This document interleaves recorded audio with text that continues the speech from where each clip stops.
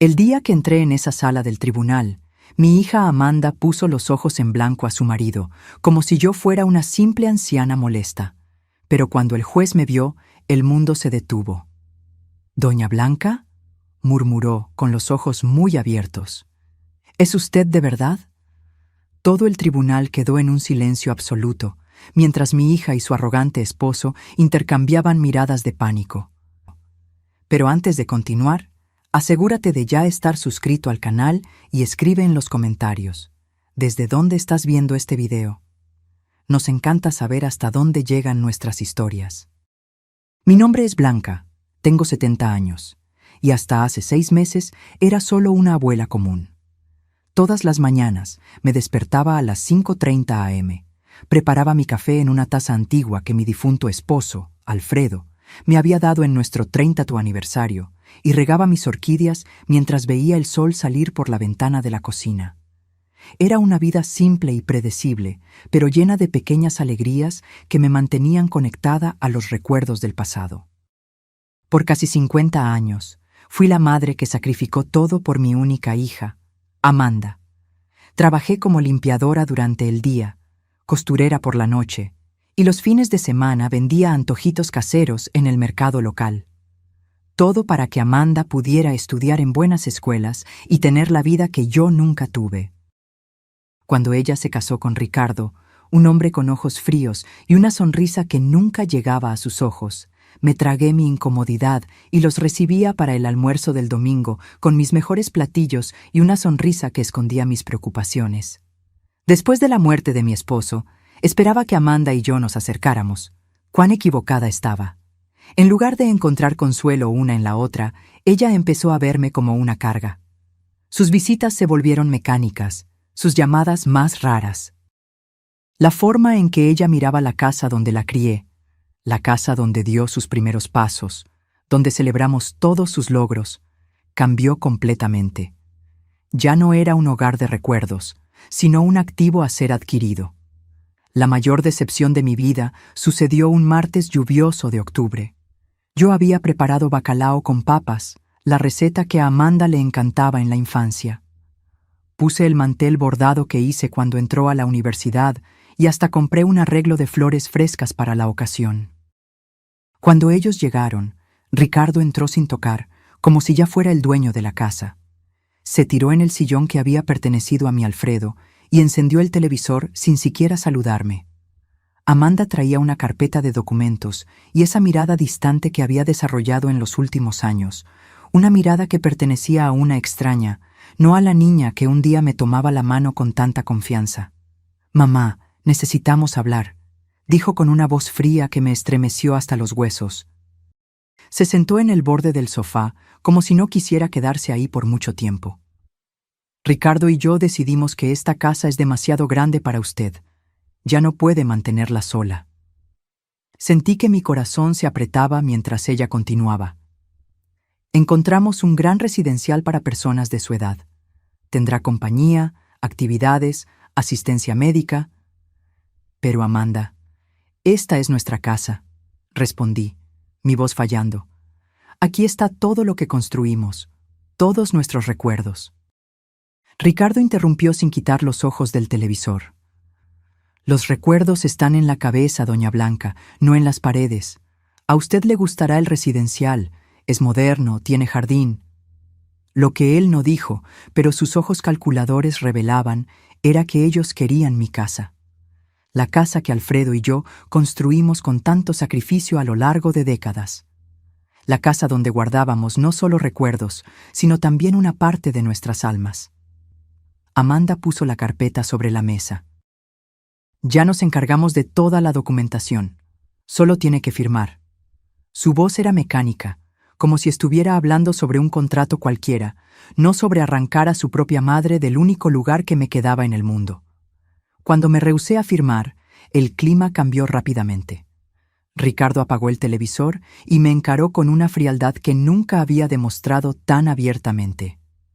«Doña Blanca», dijo, acomodándose la corbata cara que usaba, «usted necesita ser razonable. No puede seguir viviendo sola. La semana pasada olvidó la estufa encendida. Es peligroso. Aquello era una mentira descarada.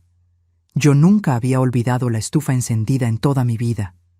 Pero me di cuenta en ese momento de que ellos estaban dispuestos a inventar cualquier cosa para conseguir lo que querían. En los días que siguieron, intensificaron la presión. Traían agentes inmobiliarios sin avisarme, personas extrañas que medían mis cuartos y hablaban sobre potencial de remodelación, como si yo no estuviera presente. Amanda empezó a empacar mis cosas sin permiso, decidiendo por su cuenta lo que yo necesitaba llevar y lo que podría ser desechado o vendido. «Este vestido es tan viejo, mamá», decía, sosteniendo el vestido azul que usé en el funeral de mi esposo. «No lo va a necesitar en el residencial». Cada objeto que ella desechaba era como si me arrancaran un pedazo de mi historia. Fotografías antiguas, cartas de amor que Alfredo me había escrito, los libros que leíamos juntos en las noches de invierno. Todo eso, para Amanda y Ricardo, era solo estorbo, ocupando espacio en la casa que ellos ya consideraban suya. La gota que derramó el vaso fue cuando Amanda encontró mi joyero. Era una pequeña caja de madera tallada que Alfredo me había dado en nuestro primer aniversario de bodas. Dentro, además de algunas piezas de valor sentimental, estaba el collar de perlas que había pertenecido a mi madre. «Voy a guardarle esto», dijo, poniendo la caja en su bolso. «Estas cosas pueden desaparecer en el residencial». En ese momento, vi en los ojos de mi hija algo que nunca había notado antes: codicia. Pura y simple codicia, disfrazada de preocupación filial. Y por primera vez en mi vida, sentí una rabia que no sabía que era capaz de sentir. Esa noche, sola en mi cuarto mientras escuchaba a Amanda y Ricardo conversando en voz baja en la sala sobre cómo resolver el problema en el que yo me había convertido, lloré como no lloraba desde la muerte de mi esposo. Pero no eran solo lágrimas de tristeza, eran lágrimas de indignación, de revuelta contra la injusticia de ser tratada como un objeto desechable después de una vida entera de dedicación. Fue entonces que tomé una decisión. No me iría sin luchar. No permitiría que borraran mi existencia, que me redujeran a un inconveniente a ser resuelto. Con esa determinación recién descubierta, me sequé las lágrimas y empecé a pensar en cómo podría defenderme de aquellos que debían protegerme. Lo que no sabía era que, en poco tiempo, descubriría un secreto que cambiaría completamente el equilibrio de poder en esa casa. Un secreto que mi querido Alfredo había guardado para protegerme justamente de un momento como este. A la mañana siguiente, Amanda llegó temprano con más cajas y una determinación renovada. «Hoy vamos a organizar la oficina de papá», anunció ella, dirigiéndose al cuarto que yo mantenía intacto desde que Alfredo partió, hace 3 años. «No», respondí con una firmeza que la sorprendió. «Ese lugar aún no está listo para ser tocado». «Mamá, ya pasaron 3 años», replicó con impaciencia. «No podemos mantener un santuario para siempre. La casa necesita ser preparada para la venta». Me di cuenta en ese momento de que no importaba lo que yo dijera.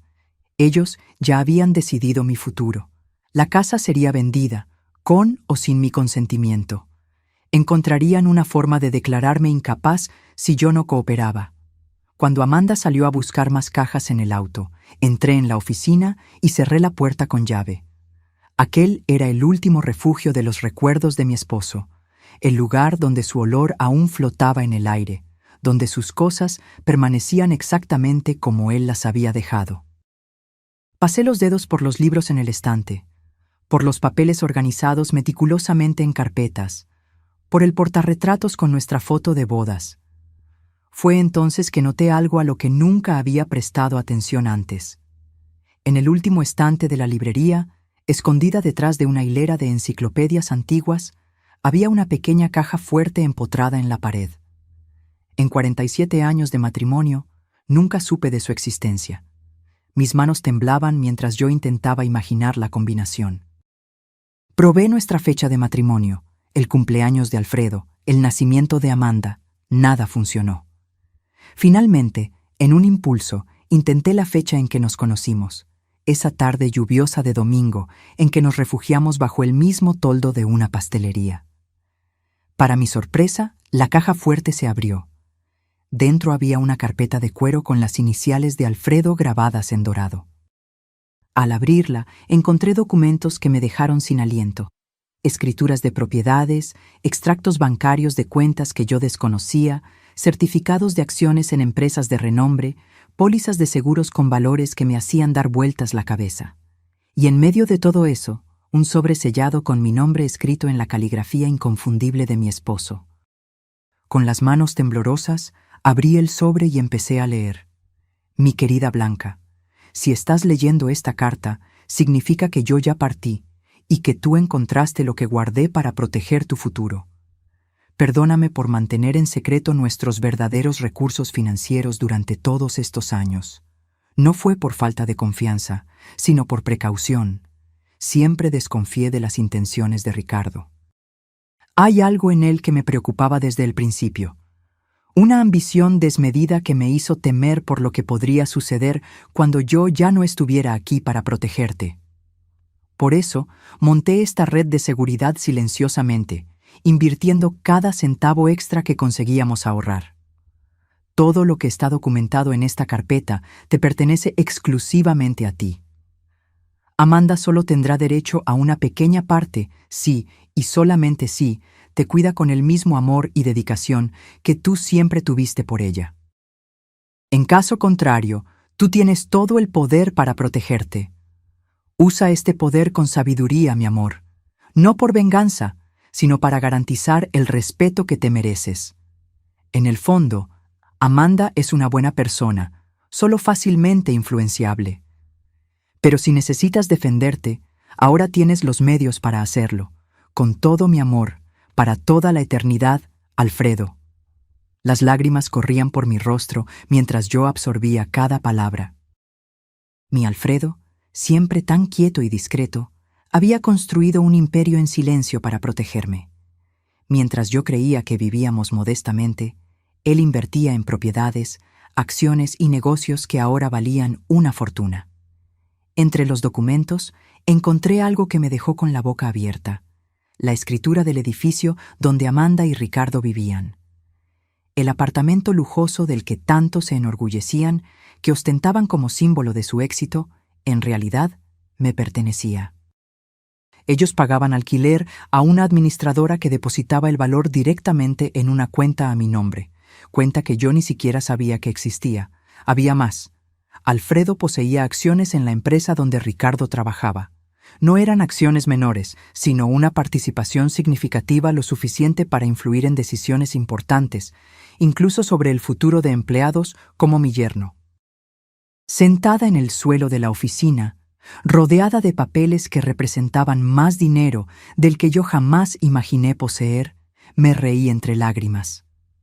Amanda y Ricardo creían que me estaban echando de mi casa para quedársela, sin tener idea de que esta casa era la más pequeña de mis propiedades. Los golpes insistentes en la puerta me trajeron de vuelta a la realidad. «¡Mamá! ¡Abra esa puerta ahora mismo!», gritaba Amanda. Rápidamente, guardé los documentos más importantes en mi bolso y devolví el resto a la caja fuerte, cerrándola cuidadosamente. Cuando abrí la puerta, Amanda me miró con irritación. «¿Qué está haciendo usted encerrada aquí adentro?». Solo me despedía. Respondí con una calma que la desconcertó. «Tienes razón, Amanda. Quizás sea hora de seguir adelante». Ella me estudió con desconfianza, pero luego su rostro se suavizó, creyendo que yo finalmente había cedido. «Me alegro de que haya entendido, mamá. Verá que es lo mejor para todos». Sí, estuve de acuerdo, sosteniendo firmemente mi bolso donde guardaba los documentos que lo cambiarían todo. Estoy segura de que cada uno tendrá exactamente lo que se merece. Esa noche, mientras Amanda y Ricardo celebraban su aparente victoria con una botella de vino caro en la sala, yo hice una llamada a un número que encontré entre los contactos de Alfredo. La doctora Elena Viana, abogada. «Doctora...». «¿Elena? Mi nombre es Blanca Mendonza. viuda de Alfredo Mendonza. Necesito su ayuda con algunos asuntos urgentes relacionados con mi herencia. Cuando colgué el teléfono, miré la fotografía de Alfredo en la mesita de noche y sonreí. Siempre lo supiste, ¿no, mi viejo? Siempre supiste que este día llegaría. Por primera vez en meses, dormí profundamente, no con la resignación de quien fue derrotada, sino con la tranquilidad de quien finalmente encontró su fuerza. La doctimo. Elena Viana era exactamente como Alfredo la describió en sus notas. Una mujer de mediana edad con ojos perspicaces que no dejaban escapar ningún detalle. Cuando entré en su oficina, 3 días después, ella ya había analizado copias de los documentos que le envié por correo electrónico y montado una estrategia preliminar. Doña Blanca, dijo después de ofrecerme un café, su esposo fue extremadamente meticuloso. Todos los documentos están en orden, las inversiones fueron hechas de forma legal y el testamento es absolutamente incontestable. Usted es, sin duda, una mujer muy rica. Esas palabras sonaban extrañas para mí, que siempre viví contando centavos para llegar a fin de mes. Pero la abogada continuó, mostrándome un informe detallado de todos mis activos. Lo más interesante, observó, es que su esposo estructuró todo de forma que su hija y yerno no puedan impugnar. La cláusula de comportamiento en el testamento es particularmente ingeniosa. Ellos solo tendrían derecho a una parte de los bienes si la cuidaran a usted con amor y respeto. Considerando lo que usted me contó sobre los intentos de ellos de removerla de su propia casa, podemos argumentar con facilidad que esa cláusula fue violada. ¿Qué debo hacer ahora?, pregunté, aún intentando absorber la magnitud de la situación. Elena se inclinó hacia adelante con un brillo determinado en los ojos. Primero, no firme absolutamente nada que ellos le pongan delante. Segundo, necesito que usted mantenga la apariencia de que aún no descubrió nada. Cuanto más se expongan, mejor para nuestro caso. ¿Y en cuanto a la casa? Déjelos pensar que vencieron, por ahora. Finja que está considerando la mudanza al residencial. Pida visitar el lugar. Cuestione sobre los costos. Cuanto más se rebelen, más munición tendremos. En las semanas siguientes, seguí las orientaciones de Elena al pie de la letra.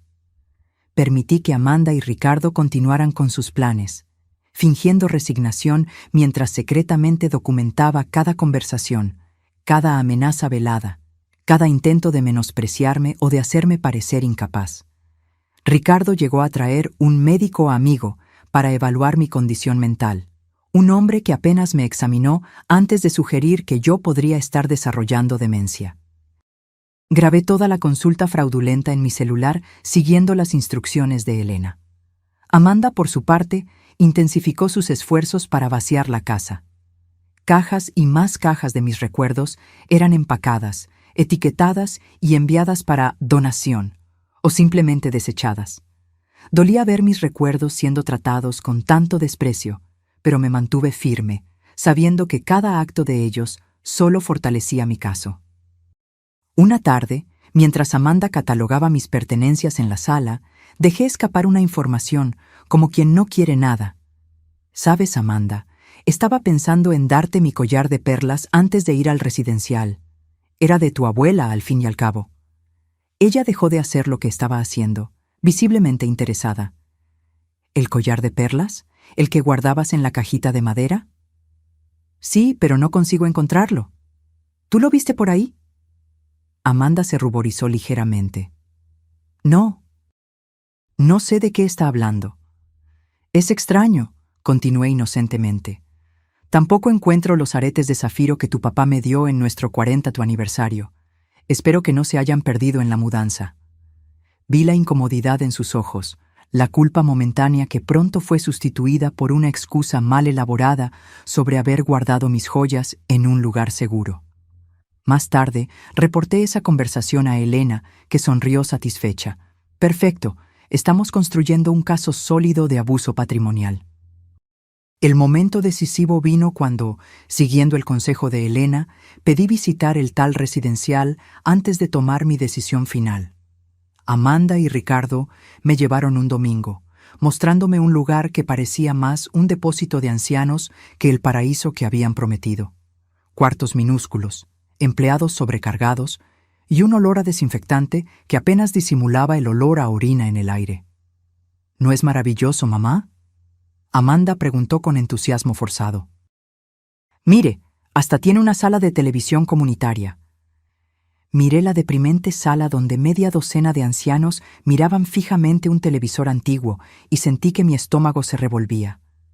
¿Cuánto cuesta este lugar?, pregunté. Ricardo respondió prontamente. No se preocupe por eso. Venderemos su casa y el dinero será más que suficiente para cubrir los costos por muchos años. ¿Y si vivo más tiempo que el dinero? El silencio que siguió fue respuesta suficiente. Ellos no habían pensado en eso, o peor, habían pensado y no les importaba. De vuelta a casa, permanecí en silencio mientras ellos discutían animadamente sus planes para remodelar la casa tan pronto yo me fuera. Hablaban sobre derrumbar paredes, modernizar la cocina, transformar mi cuarto en una oficina en casa para Ricardo. ¿Y el cuarto de papá?, pregunté de repente. Amanda vaciló. Bueno, estábamos pensando en transformarlo en un cuarto de huéspedes o quizás un closet más grande. Entiendo, respondí, mirando por la ventana del auto para esconder el dolor en mis ojos. Esa noche, llamé a Elena y le dije, «Estoy lista, vamos a seguir con el plan». 2 días después, Amanda y Ricardo aparecieron con los papeles finales para la transferencia de la casa y mi internamiento en el residencial. Un hombre de traje los acompañaba, el abogado de ellos, que después descubrí que era solo un amigo de Ricardo que trabajaba como consultor inmobiliario. «Mamá, le trajimos los documentos para que firme», Amanda anunció, esparciendo papeles por la mesa de la cocina. «Tan pronto firme aquí y aquí, podemos finalizar su mudanza al residencial. Ya reservamos una vacante para la próxima semana». Miré los papeles con calma, fingiendo estudiarlos mientras escuchaba el timbre sonar. «¿Quién puede ser?», preguntó Ricardo, irritado con la interrupción. «Debe ser mi amiga Margarita», respondí inocentemente. Le pedí que viniera a ayudarme con algunas cosas. Cuando Ricardo abrió la puerta, no fue Margarita quien entró, sino Elena Viana, acompañada por un oficial de justicia y un asistente social. «Buenas tardes», dijo con una sonrisa profesional. «Soy la doctora Elena Viana, abogada de la señora Blanca Mendonza. Venimos para una visita oficial relacionada con una denuncia de intento de estafa y abuso contra un anciano». El rostro de Amanda perdió todo color, mientras Ricardo intentaba mantener la compostura. «Debe haber algún error», dijo, extendiendo la mano que Elena ignoró completamente. «Solo estamos ayudando a mi suegra a mudarse a un lugar más adecuado a su edad». «Interesante», respondió Elena, apuntando a los papeles en la mesa. «Entonces puedo presumir que estos documentos fueron revisados por un abogado independiente representando los intereses de la señora Blanca». El silencio fue ensordecedor. «También me gustaría informar», continuó Elena, «que tenemos razones para creer que joyas y objetos de valor pertenecientes a la señora Blanca fueron removidos de esta residencia sin su autorización. El oficial de justicia posee un mandamiento para verificar esos artículos». Fue entonces que vi algo que nunca olvidaré. El momento exacto en que mi hija se dio cuenta de que su plan se estaba desmoronando. Sus ojos se abrieron con pánico, después se estrecharon con rabia y finalmente se llenaron de lágrimas cuando la comprensión la alcanzó. «Mamá», susurró, «¿qué hiciste?». Me levanté lentamente, sintiendo una fuerza que no sabía que poseía. «¿Qué hice yo, Amanda? Me defendí, así como tu papá sabía que un día yo necesitaría hacerlo». El oficial de justicia y el asistente social empezaron a documentar el estado de la casa, fotografiando las cajas apiladas, los cuartos parcialmente vaciados, los papeles de transferencia sin firmar sobre la mesa. Elena permanecía a mi lado, una presencia calma y autoritaria que emanaba confianza. «Señora Blanca», dijo el asistente social, «¿usted se siente coaccionada a dejar su residencia en contra de su voluntad?» «Sí», respondí con firmeza. «Mi hija y mi yerno me han presionado por meses, llegando a amenazar con declararme mentalmente incapaz si yo no accedía a ir a un asilo». Amanda se adelantó, indignada. «Esto es absurdo. Solo estamos intentando cuidarla. Ella está confundida, ha olvidado cosas, ha dejado la estufa encendida». «Interesante», interrumpió Elena, retirando un pequeño dispositivo de su bolsillo. «Tengo aquí grabaciones de los últimos 2 meses que contradicen esa afirmación, incluyendo una conversación donde el señor Ricardo admite haber inventado el incidente de la estufa para convencer a la señora Amanda de que su madre no podría más vivir sola». Ricardo palideció. «Eso es ilegal. Usted no puede grabar personas sin consentimiento». «En realidad», Elena sonrió, «la señora Blanca grabó conversaciones en su propia casa, donde ella tiene todo el derecho de proteger sus intereses. Además, tenemos informes médicos recientes atestando su plena capacidad mental, realizados por profesionales independientes, no por amigos médicos traídos por el señor». El asistente social hizo anotaciones en su tabla, mientras el oficial de justicia continuaba su trabajo metódico. Amanda se desplomó en una silla, llorando abiertamente ahora. «Mamá, ¿por qué está haciendo esto con nosotros? Somos su familia». «¿Familia?», repetí, sintiendo una mezcla de tristeza e indignación. «¿Fue como familia que empacaste mis recuerdos como si fueran basura? ¿Fue como familia que tomaste las joyas de tu abuela sin permiso? ¿Fue como familia que tú y Ricardo planearon abandonarme en un asilo de 5ª categoría para quedarse con mi casa?» «No es así», sollozó.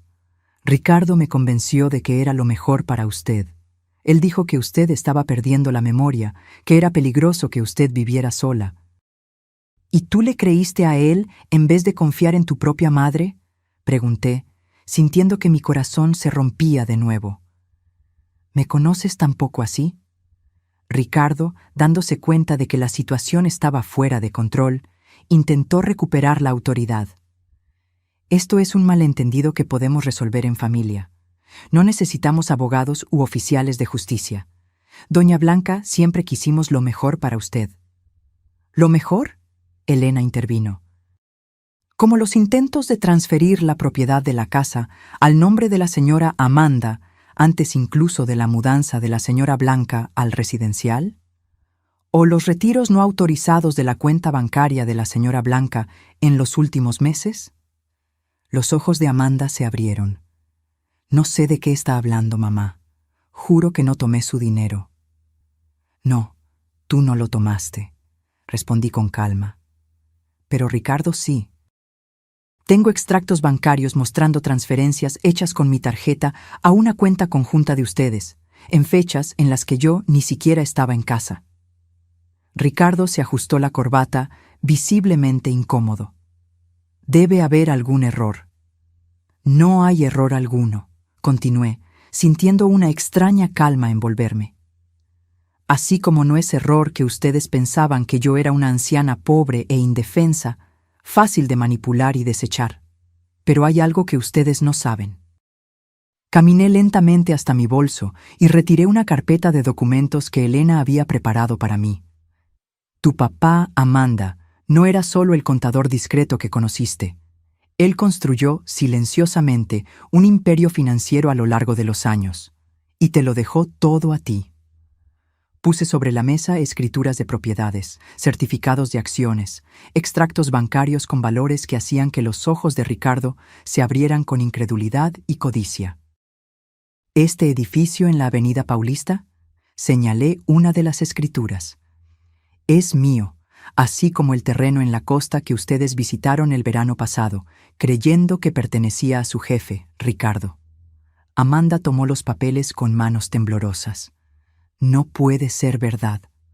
«Es verdad», confirmó Elena. «Y hay más. ¿El apartamento donde ustedes viven? También le pertenece a la señora Blanca».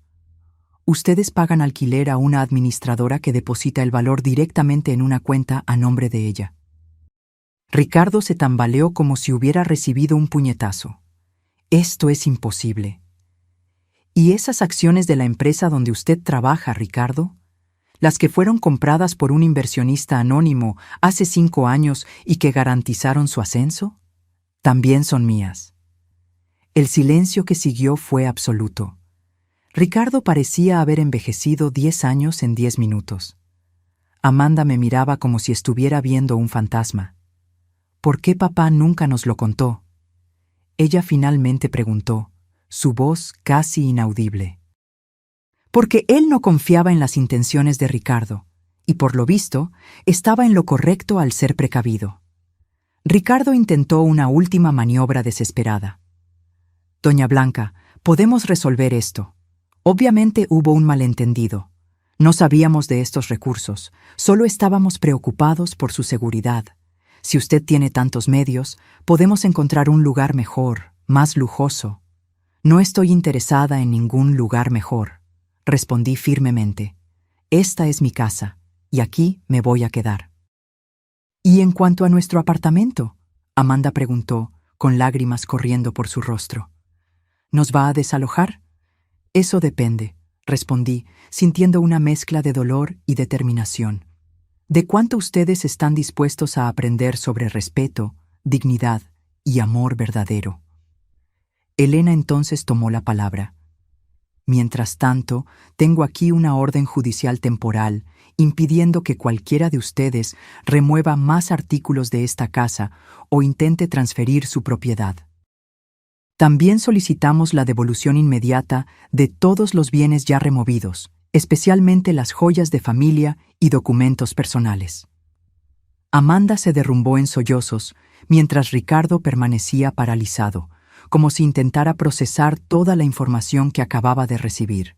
El oficial de justicia continuaba su trabajo, fotografiando metódicamente cada cuarto, cada documento, cada prueba de lo que había sucedido en esa casa. Yo sugiero, dijo Elena con voz firme, que ustedes dos salgan ahora y piensen muy bien sobre sus próximos pasos. Estamos preparados para llevar este caso adelante, con todas sus consecuencias legales, a menos que lleguemos a un acuerdo que respete integralmente los derechos y deseos de la señora Blanca. Ricardo finalmente recuperó la voz, pero ya no era el hombre arrogante que yo conocía. Había miedo en sus ojos. ¿Cuánto vale todo esto?, preguntó, haciendo un gesto en dirección a los documentos. Elena sonrió fríamente. Mucho más de lo que usted jamás podría pagar en una vida entera de trabajo, señor Ricardo. Ahora sugiero que ustedes se retiren. Cuando la puerta se cerró detrás de ellos, sentí que mis piernas flaqueaban. Elena me amparó hasta el sofá, donde me desplomé, exhausta emocionalmente. Usted fue muy valiente, dijo, sentándose a mi lado. No todos tendrían la fuerza para enfrentar a la propia familia de esa manera. No sé si fue coraje o desesperación, confesé, observando al asistente social aún haciendo anotaciones. Nunca quise llegar a este punto. Desafortunadamente, muchas veces son los que más amamos, los que más nos lastiman, Elena respondió. Pero ahora usted está en control. ¿Qué desea hacer a seguir? Miré alrededor de la sala, a las paredes que presenciaron tantos momentos de mi vida, a los espacios vacíos donde antes había fotografías y recuerdos. Quiero recuperar mis cosas, respondí con firmeza. Y después, quiero que Amanda entienda exactamente lo que ella hizo. No por venganza, sino porque ella necesita aprender. En los días que siguieron, recibí llamadas desesperadas de Amanda. Al principio, las ignoré todas, siguiendo el consejo de Elena para mantener distancia hasta que los aspectos legales fueran resueltos.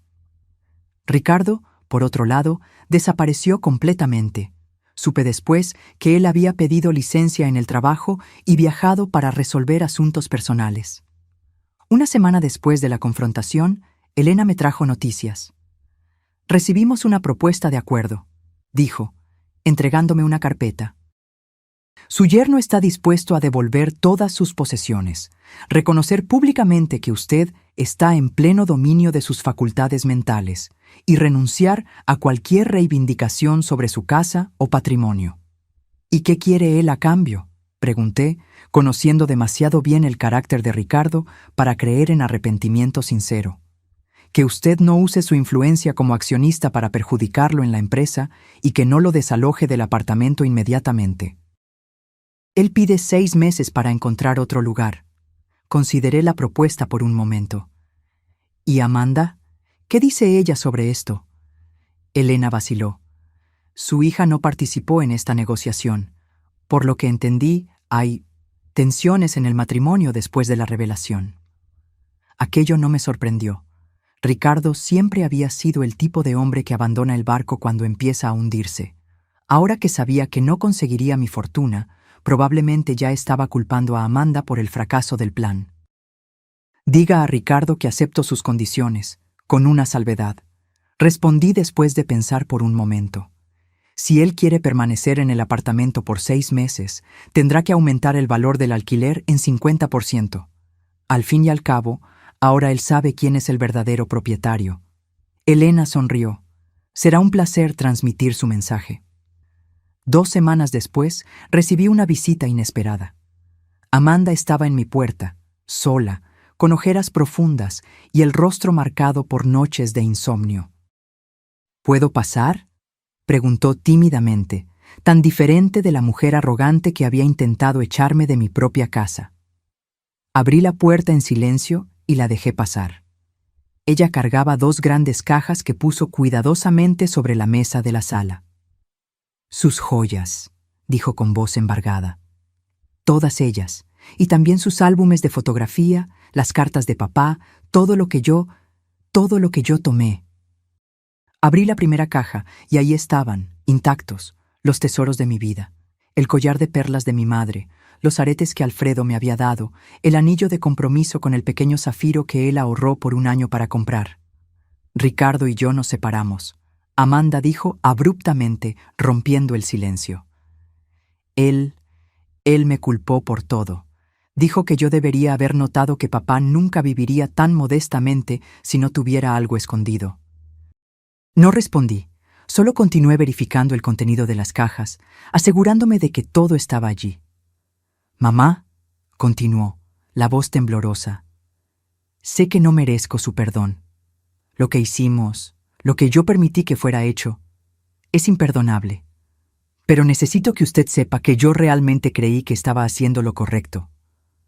Finalmente levanté los ojos hacia ella. Y lo correcto era sacarme de mi casa, desechar mis recuerdos como basura, tratarme como una niña senil. «No», admitió, lágrimas corriendo libremente. «Ricardo me convenció de que usted estaba empeorando, que era peligroso que usted viviera sola. Él inventó historias sobre usted olvidando cosas, dejando la estufa encendida. Y yo le creí a él en vez de confiar en mi propia madre».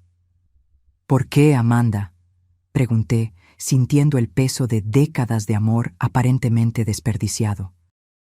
«Después de todo lo que hice por ti, después de todos los sacrificios, ¿cómo pudiste creer que yo merecía ser tratada de esa manera?». Ella se sentó en el sofá, pareciendo más pequeña y más frágil de lo que jamás la había visto. «Porque era más fácil», confesó finalmente. «Era más fácil creer que usted necesitaba ayuda que admitir que yo me había casado con un hombre que solo se preocupaba por dinero y estatus. Era más fácil fingir que estábamos cuidándola que enfrentar la verdad sobre lo que nos habíamos convertido». Su rostro se contorsionó con vergüenza genuina. Cuando Ricardo sugirió por primera vez que vendiéramos la casa, yo dije que no. Entonces él empezó a plantar dudas en mi cabeza, pequeñas semillas de preocupación sobre su salud mental, su capacidad de vivir sola. Y yo dejé que esas semillas crecieran porque, en el fondo, quería la casa. Quería transformarla, modernizarla, borrar las marcas del pasado que me hacían sentir culpable por no ser la hija que debería ser. Sus palabras me golpearon como una revelación. No era solo codicia, era culpa, era el deseo de borrar las evidencias de todo lo que yo había hecho por ella, todo lo que ella no conseguía retribuir. ¿Y ahora?, pregunté. ¿Qué quieres de mí, Amanda? Ella se secó las lágrimas con el dorso de la mano, como hacía cuando era niña. Nada. No merezco nada de usted. Solo vine a devolverle lo que es suyo y a decir que, aunque usted nunca me perdone, yo sé lo que hice y voy a pasar el resto de la vida intentando ser una persona mejor. Miré a mi hija, pues, a pesar de todo, ella aún era mi hija. Y vi algo que no veía en años: honestidad. No la manipulación calculada que Ricardo había perfeccionado, ni la falsa preocupación que ella había exhibido en los últimos meses, sino vulnerabilidad genuina. ¿Dónde estás viviendo?, pregunté. Con una amiga por ahora. Estoy buscando un apartamento pequeño que pueda pagar con mi salario. Asentí, absorbiendo la información. ¿Y el apartamento? Ricardo está allá, ella respondió. Él se quedó con casi todo en el acuerdo de separación. Dijo que era lo mínimo que yo podía hacer después de arruinar nuestros planes. No pude evitar sonreír con la ironía. Ricardo continuaba siendo Ricardo, hasta el final. Amanda, dije finalmente, no puedo prometer que las cosas volverán a ser como antes. Rompiste algo profundo entre nosotras y va a tomar tiempo, si es que algún día sucede, reconstruir esa confianza. Ella asintió, aceptando mis palabras sin protesta. Pero, continué, tu papá creía que en el fondo tú aún eras la niña que él crió. Él creía que podrías encontrar tu camino de vuelta a la persona que deberías ser. Papá siempre fue mejor en ver el bien en las personas que yo, ella murmuró. Sí, estuve de acuerdo. Y quizás yo necesite aprender a tener un poco más de esa fe. No la perdoné ese día. No la invité a volver a casa, ni prometí olvidar lo que había sucedido. Pero cuando ella se levantó para irse, no la impedí de abrazarme brevemente, un contacto tímido e inseguro que contenía tanto arrepentimiento como esperanza. Después de que ella partió, me quedé sola con mis joyas recuperadas y el dolor de una traición que aún estaba muy fresca. Pero por primera vez en meses, también sentí algo diferente. No solo la satisfacción de haberme defendido, sino la posibilidad, aunque remota, de curación. 2 semanas después de la visita de Amanda, recibí una llamada inesperada de Elena. Doña Blanca, surgió una situación que usted debería saber.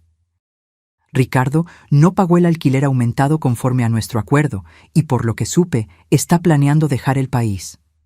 ¿Dejar el país? ¿Para dónde? Aparentemente, él tiene un primo en España.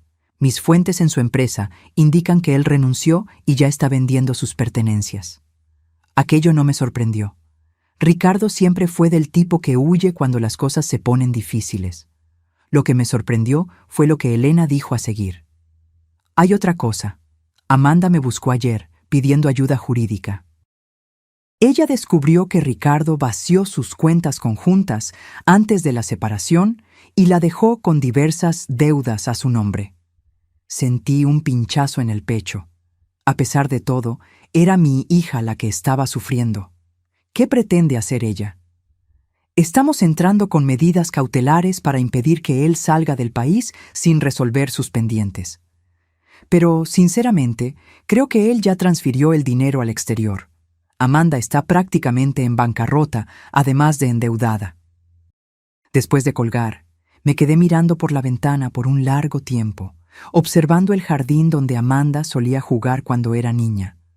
Recordé la carta de Alfredo, de sus palabras sobre usar el poder no para lastimar, sino para proteger y enseñar. Al día siguiente, le pedí a Elena que preparara algunos documentos y llamé a Amanda. Necesitamos hablar, dije simplemente.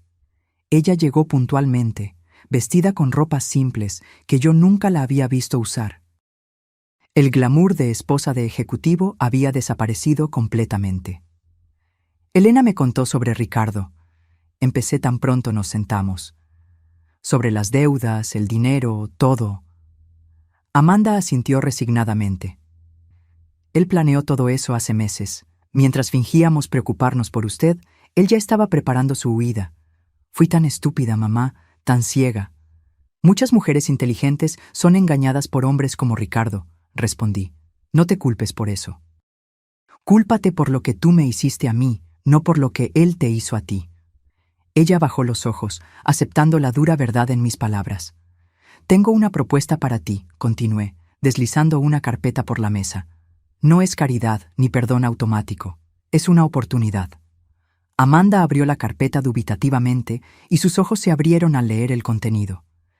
¿Esto es un contrato de trabajo? Sí, para la Fundación Alfredo Mendonça. Una organización que estoy creando para ayudar a ancianos víctimas de abuso familiar y abandono. La idea había nacido durante mis noches de insomnio, cuando me di cuenta de que mi historia no era única. ¿Cuántos otros ancianos estaban siendo manipulados por familiares codiciosos? ¿Cuántos estaban siendo forzados a dejar sus casas, a renunciar a sus vidas, sin tener la suerte que yo tuve de contar con un esposo precavido? ¿Usted quiere que yo trabaje para usted? Amanda preguntó, confundida. Quiero que tú trabajes para la fundación. Tu conocimiento en administración será útil. El salario es modesto, pero justo, y hay una cláusula de vivienda. Puedes ocupar el apartamento pequeño en el fondo de esta casa, lo que te ahorrará en alquiler mientras reorganizas tu vida. ¿Por qué? Ella susurró. ¿Por qué haría esto por mí después de todo? Me levanté y caminé hasta la ventana, observando mi jardín floreciendo bajo el sol de la tarde. No estoy haciendo esto por ti, Amanda. Estoy haciendo por la mujer que tú puedes llegar a ser.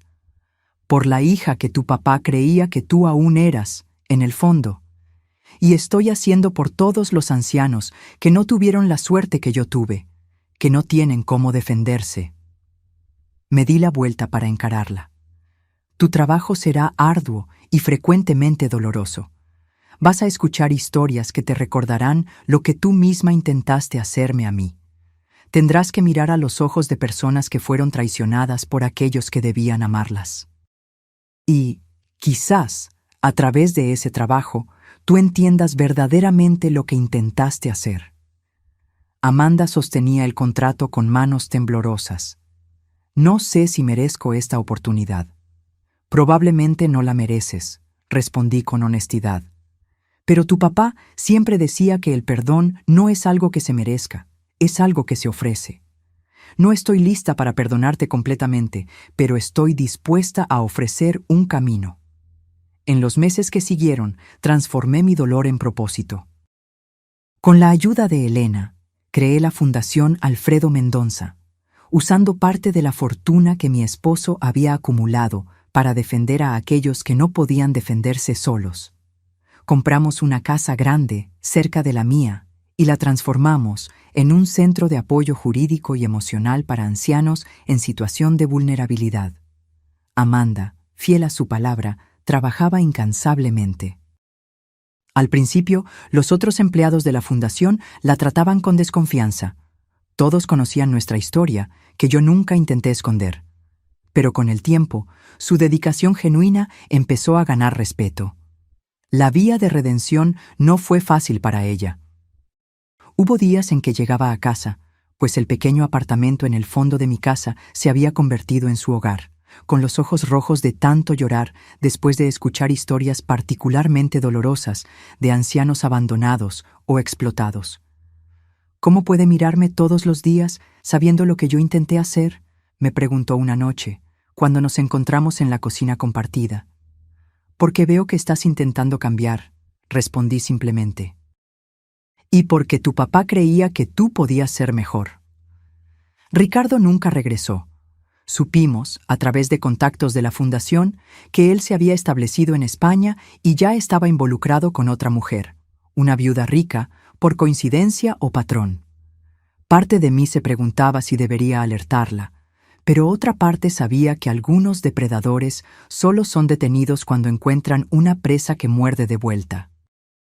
Un año después de la creación de la fundación, recibí una honra que nunca esperé, un premio de derechos humanos por nuestro trabajo con ancianos vulnerables. El día de la ceremonia, Mientras me preparaba para dar mi discurso, miré a la platea y vi a Amanda en la primera fila, aplaudiendo con lágrimas en los ojos. Esa noche, después de la ceremonia, mientras caminábamos por el jardín de mi casa, nuestro jardín, como estaba empezando a pensar, Amanda me entregó un pequeño paquete. «¿Qué es esto?», pregunté.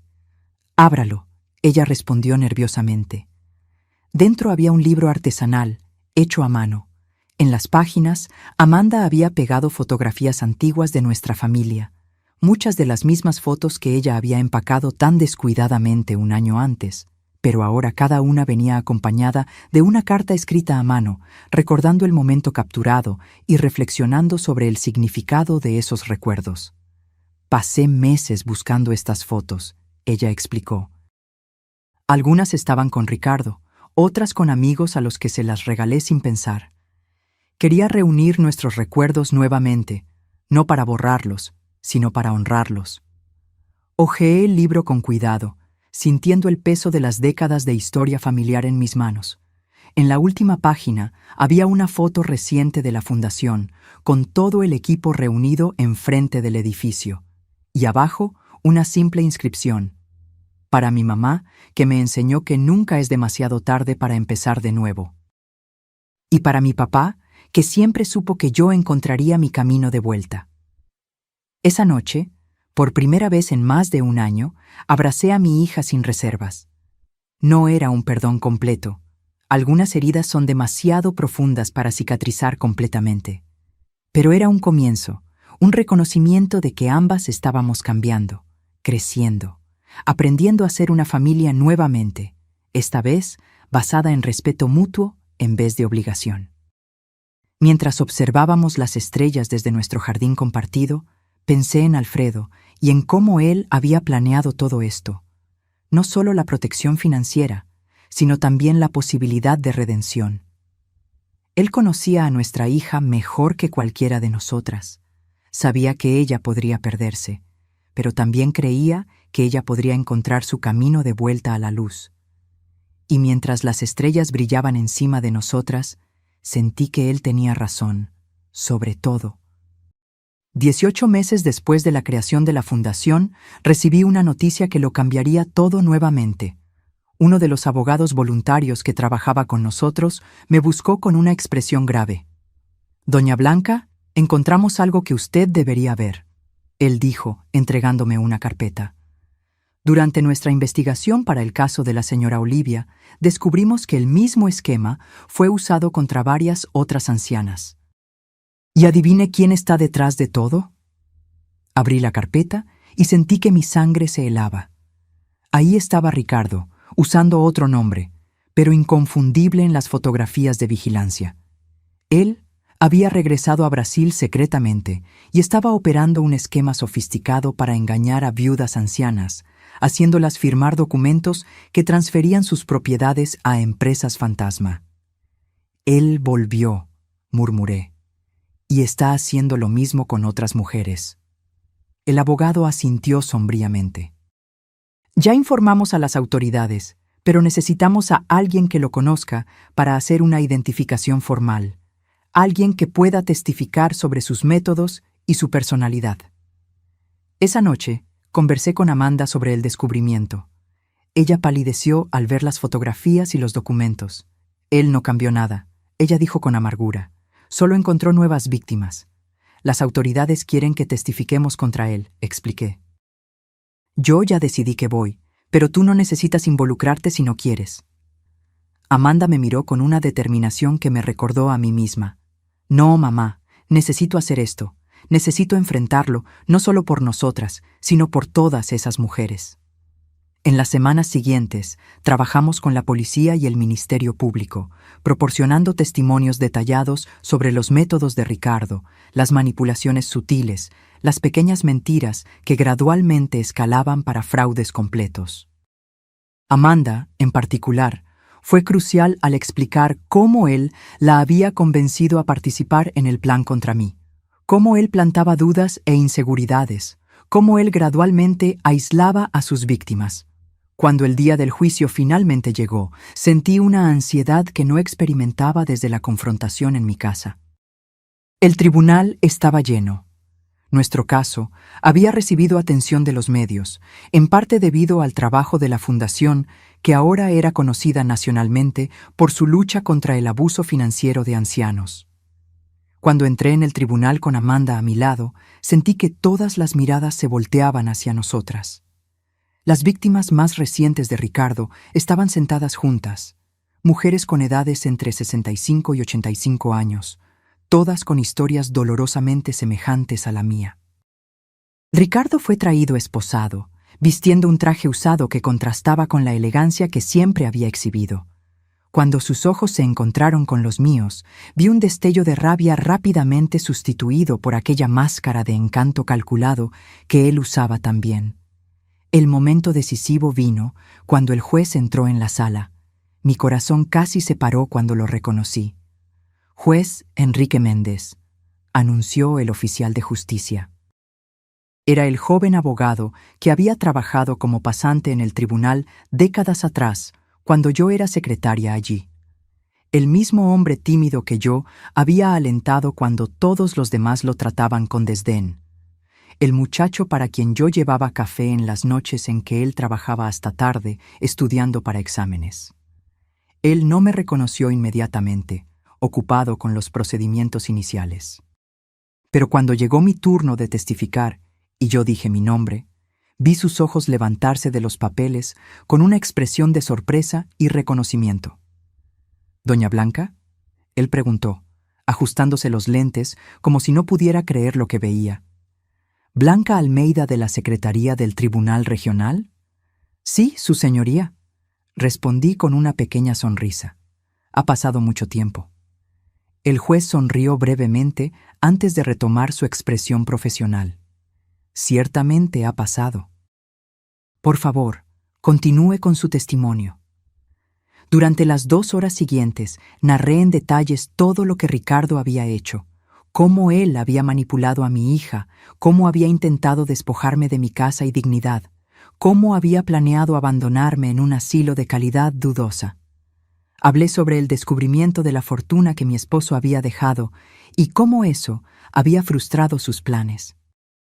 Y ahora, concluí, él está haciendo lo mismo con otras mujeres que no tuvieron la suerte que yo tuve de contar con un esposo precavido. Cuando terminé, la abogada de Ricardo se levantó para el contrainterrogatorio, intentando pintarme como una señora confundida que había imaginado persecución donde había solo preocupación familiar. «Señora Blanca», ella preguntó con falsa simpatía, «¿no es verdad que usted estaba teniendo lapsos de memoria en la época? ¿Que usted a veces olvidaba dónde ponía las cosas, dejaba la estufa encendida?» «No», respondí firmemente. «Nunca tuve tales problemas. Su cliente inventó esas historias para convencer a mi hija de que yo necesitaba ser internada». «¿Y cómo puede usted tener tanta certeza de eso, si tenía problemas de memoria?». Ella insistió con una sonrisa condescendiente. «Objeción, su señoría», intervino el fiscal, argumentativa. «Aceptada», respondió el juez Enrique. «Abogada, reformule su pregunta». Pero antes de que ella pudiera hacerlo, pedí permiso para responder. «La señora pregunta cómo puedo tener certeza. Puedo tener certeza porque tengo informes médicos completos realizados después del intento de mi yerno de declararme incapaz.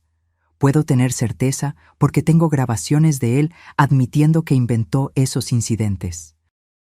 Y puedo tener certeza porque a los 70 años de edad aún consigo recordar el primer día en que el hoy juez Enrique Méndez entró en el tribunal como pasante, vistiendo un traje azul marino que le quedaba demasiado grande en los hombros, cargando una carpeta de cuero sintético que había ganado de su madre como regalo de graduación. Todo el tribunal se quedó en silencio. El juez Enrique me miraba con una mezcla de sorpresa y emoción. Me acuerdo de cada detalle de ese día, así como me acuerdo de cada detalle del día en que mi yerno y mi hija intentaron convencerme de que yo ya no era capaz de cuidarme a mí misma. Mi memoria, señora abogada, está perfectamente intacta. El silencio que siguió fue roto solo por el sonido de la pluma del juez rasgando algo en su libreta de anotaciones. Amanda testificó enseguida, con una valentía que me llenó de orgullo. Ella habló abiertamente sobre cómo había sido manipulada, sobre su propia culpa y arrepentimiento, sobre el camino de redención que había encontrado a través del trabajo en la fundación. Ricardo me convenció de que mi mamá estaba perdiendo la capacidad mental, ella explicó con la voz embargada. Él empezó con pequeñas sugerencias. ¿Notaste cómo tu mamá olvidó el nombre de aquel actor? ¿Viste cómo confundió las fechas? Hasta que empecé a ver problemas donde no existían. Cuando Ricardo finalmente testificó, fue como ver a un actor en escena. Él negó todas las acusaciones. Se pintó como un yerno preocupado que solo quería lo mejor para su suegra. Llegó a derramar lágrimas falsas al hablar sobre cómo estaba herido con las acusaciones. Pero entonces el fiscal presentó las evidencias, grabaciones, documentos falsificados, testimonios de todas las otras víctimas cuyas historias eran casi idénticas a la mía. Y finalmente, registros bancarios mostrando cómo él había desviado dinero de todas ellas. Al final del juicio, que duró 3 días, el juez Enrique Méndez pronunció su sentencia. Ricardo Alves da Costa. Este tribunal lo considera culpable de todas las acusaciones de estafa, falsedad ideológica, coacción y abuso contra ancianos vulnerables. El señor explotó la confianza de familiares y de mujeres que, en sus años dorados, merecían protección y respeto, no manipulación y robo. El juez ajustó los lentes, mirando directamente a Ricardo. Particularmente perturbador para este tribunal es la frialdad con que el señor planeó y ejecutó sus crímenes, apuntando específicamente a personas que el señor consideraba débiles e incapaces de defenderse. Él hizo una pausa, entonces continuó con una voz que combinaba autoridad y emoción contenida. Por estos crímenes, condeno al señor a 12 años de reclusión en régimen cerrado, además de la restitución integral a las víctimas y multa proporcional al daño causado. Mientras Ricardo era llevado fuera del tribunal, el juez Enrique me miró y me hizo un pequeño gesto de reconocimiento que pocos notaron, pero que para mí significó todo. Un recordatorio de que bondades pequeñas, como alentar a un joven pasante inseguro décadas atrás, pueden regresar cuando menos se espera. Al salir del tribunal, fuimos rodeadas por reporteros y por otras ancianas que habían asistido al juicio para buscar inspiración y esperanza. Una señora de cerca de 80 años se acercó a mí con lágrimas en los ojos. «Usted me dio valor», ella dijo, tomando mis manos. Después de verla en el periódico hablando sobre la fundación, me di cuenta de que mi sobrino estaba haciendo lo mismo conmigo. Gracias a usted, conseguí parar antes de que fuera demasiado tarde. Esa noche, en casa, Amanda y yo nos sentamos en el jardín con una botella de vino, celebrando no solo la victoria en el tribunal, sino también el camino que habíamos recorrido juntas. ¿Sabes qué es lo más irónico?, ella dijo, mirando a las estrellas. Si Ricardo nunca hubiera intentado tomar su casa, la fundación jamás habría existido. Todas esas mujeres que estamos ayudando ahora no tendrían a dónde ir. Tu papá siempre decía que incluso en las peores situaciones podemos encontrar propósito, respondí. Creo que, al final, él estaba en lo correcto sobre eso también. Amanda sonrió, una sonrisa que finalmente alcanzaba sus ojos, recordándome a la niña que ella había sido antes de que Ricardo entrara en nuestras vidas. Él estaría orgulloso de usted, mamá, de todo lo que usted construyó a partir del dolor. De nosotras dos, corregí gentilmente. Él siempre supo que tú encontrarías tu camino de vuelta. Miramos al cielo estrellado en silencio por algunos minutos, cada una perdida en sus propios pensamientos. La fundación se había convertido en más que solo un trabajo para nosotras. Era una misión compartida, un propósito que nos reconectó de una forma que yo nunca imaginé ser posible después de todo lo que habíamos pasado. Lo que sucedió hoy en el tribunal, Amanda dijo finalmente, cuando el juez la reconoció, fue como ver al destino desenvolviéndose, como si todas las piezas finalmente encajaran. La vida es así, respondí. A veces las gentilezas que ofrecemos regresan cuando más las necesitamos. Nunca imaginé que aquel joven pasante tímido un día se convertiría en el juez que condenaría a Ricardo. Usted siempre fue así, ¿no? Siempre ayudando a los otros sin esperar nada a cambio.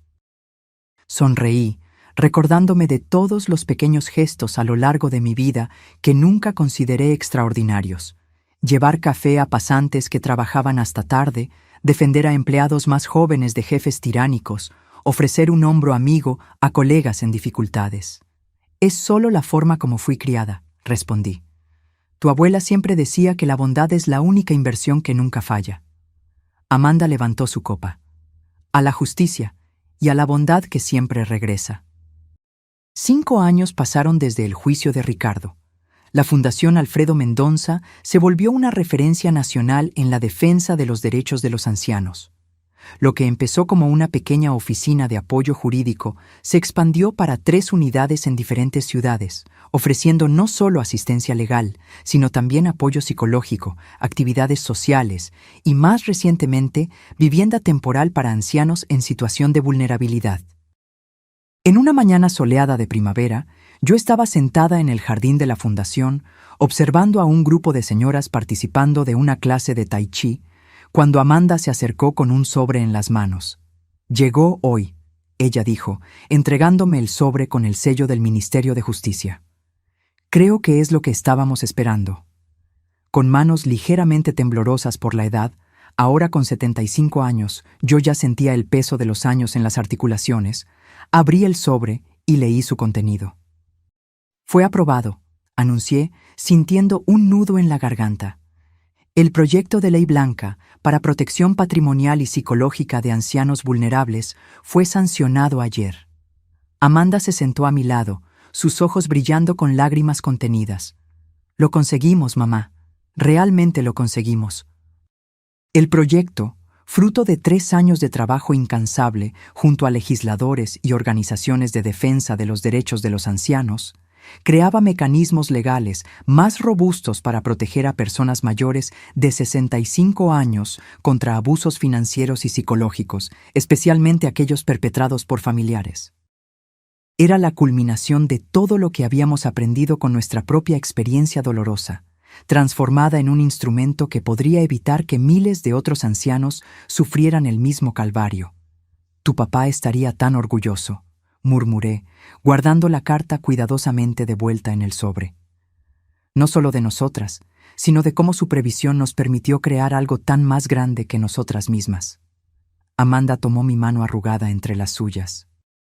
A los 50 años, ella se había convertido en una mujer fuerte y compasiva, completamente diferente de aquella persona manipulada e insegura que casi me echó de mi propia casa.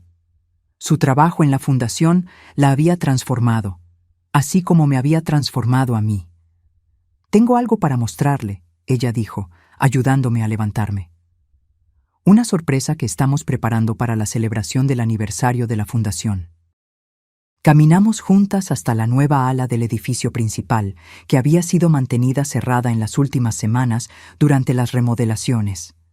Amanda abrió la puerta y me condujo para adentro. Las paredes, antes vacías, ahora estaban cubiertas con fotografías, docenas de ellas enmarcadas cuidadosamente. Eran rostros de ancianos a los que habíamos ayudado a lo largo de los años, cada uno con una pequeña placa contando brevemente su historia. Este es el corredor de las historias, Amanda explicó. Queremos que todos los que visiten la fundación vean los rostros y conozcan las historias de las personas que ayudamos, para que entiendan que cada anciano no es solo un caso, sino una vida entera de experiencias, recuerdos y dignidad. En el centro de la pared principal había un espacio vacío esperando un cuadro más grande. Y aquí, ella continuó, irá su fotografía, mamá, con la historia que empezó todo esto. Sentí que mis ojos se llenaban de lágrimas. No sé si merezco un lugar de destaque así. Al fin y al cabo, tuve suerte. Muchos otros no tienen la protección que Alfredo me dejó. Es exactamente por eso que su historia necesita ser contada, Amanda insistió. Para mostrar que resistir es posible, que nunca es demasiado tarde para defenderse y que incluso las peores traiciones pueden eventualmente llevar a algo bueno. Caminamos lentamente por el corredor, parando para leer algunas de las historias. La señora Olivia, 82 años, que recuperó su casa después de que el sobrino intentó venderla sin su consentimiento. El señor Alberto, 77 años, que escapó de un matrimonio abusivo después de décadas de manipulación psicológica. La señora Carmen, 90 años, que denunció a los hijos por apropiación indebida y ahora daba conferencias sobre independencia financiera en la tercera edad. Todas esas personas, dijo Amanda, encontraron su voz y su fuerza porque usted encontró la suya primero. Esa noche, después de un día cansado pero gratificante, regresé a mi casa, la misma casa que casi perdí 5 años antes. Amanda ahora vivía en una casita propia cerca de la fundación, pero aún cenábamos juntas regularmente y, los domingos, ella venía a tomar desayuno conmigo, retomando una tradición que habíamos perdido durante los años difíciles. Me senté en el porche con una taza de té, observando el jardín que Alfredo tanto amaba y que ahora estaba más bonito que nunca. Las orquídeas florecían en abundancia, cuidadas por mis manos que, aunque más lentas con la edad, aún sabían exactamente cuánta agua y sol cada planta necesitaba. Pensé en cómo mi vida había cambiado completamente en estos últimos años. De la casi tragedia de perder mi casa y dignidad, surgió un propósito que nunca imaginé tener. De la traición de mi única hija, nació una reconciliación más profunda y verdadera de lo que nuestro relacionamiento anterior jamás había sido. En la mesa al lado de mi sillón estaba el viejo joyero que Amanda había intentado llevarse, ahora devuelto y restaurado. Lo abrí y tomé el collar de perlas de mi madre, pasando los dedos por las cuentas lisas y brillantes. Mañana lo usaría en la ceremonia de conmemoración del aniversario de la fundación, donde sería anunciado oficialmente el proyecto de ley blanca. Un pequeño sobre en el fondo de la caja me llamó la atención. Lo abrí y encontré una nota escrita a mano por Amanda. Mamá, nunca podré borrar completamente el dolor que causé, pero espero seguir siendo digna de la segunda oportunidad que usted me dio. Cada día en la fundación me recuerda que nuestro trabajo no es solo sobre leyes y derechos, sino sobre restaurar la dignidad que muchos intentan quitar de nuestros ancianos. Gracias por enseñarme que nunca es demasiado tarde para empezar de nuevo. Nunca es demasiado tarde para hacer lo correcto. Con todo mi amor y gratitud, Amanda. Guardé la nota de vuelta en la caja, sintiendo una paz que solo viene cuando finalmente entendemos que incluso las experiencias más dolorosas pueden llevarnos a lugares que nunca imaginamos alcanzar. A la mañana siguiente, cuando me preparaba para la ceremonia, miré mi reflejo en el espejo.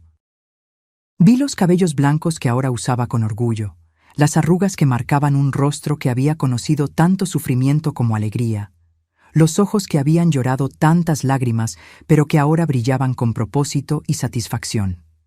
Y pensé en lo que diría en mi discurso, en las palabras que me gustaría que otras mujeres de mi edad escucharan y se llevaran consigo. Nunca es demasiado tarde para defenderse. Nunca es demasiado tarde para transformar dolor en propósito. Y nunca, jamás, es demasiado tarde para descubrir su propia fuerza, incluso cuando aquellos que debían protegerla son los mismos que intentan derribarla. Cuando llegué a la fundación esa mañana, fui recibida por una multitud de rostros sonrientes. El equipo que habíamos construido, los ancianos que habíamos ayudado, autoridades y partidarios que creían en nuestra causa.